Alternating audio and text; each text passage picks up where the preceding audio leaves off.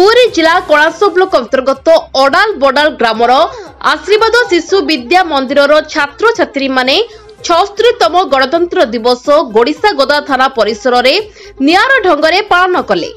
एथिरे अतिथि भावे जोग देथिले भारप्राप्त अधिकारी गुर्गाचरण महापात्र पताका उत्तोलन करथिले एवं सर्वेश्वर जेना, प्रफुल्ल कुमार स्वाई, सरोज बेहरा, मनोज दास, नृसिंहचरण बाहिनीपति प्रमुख अतिथि रूपे जोग देथिले। कणासरू कैलाश दासଙ୍କ रिपोर्ट न्यूज टाइम ओडिया। 76तम पवित्र गणतंत्र दिवस रे समस्त को अभिनंदन। आम विद्यालय नाम आशीर्वाद शिशु विद्या मंदिर अडाल बडाल।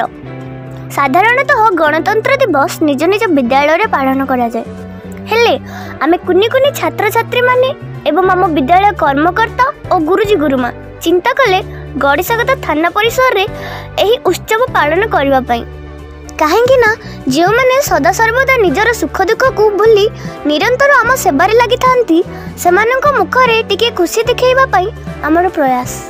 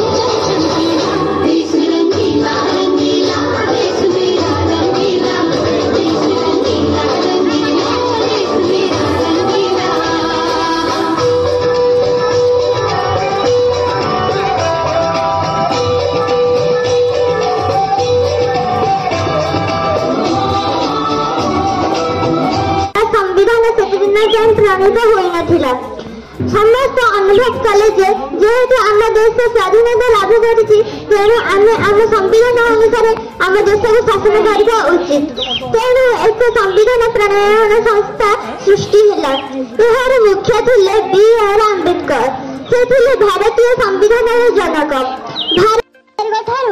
आम देश भारत एक सर्वभौम गणतांत्रिक साधारणतंत्र राष्ट्र भाव विश्व दरबार में स्वीकृति लाभ कला। ये मोर वक्तव्य जय हिंद जय भारत।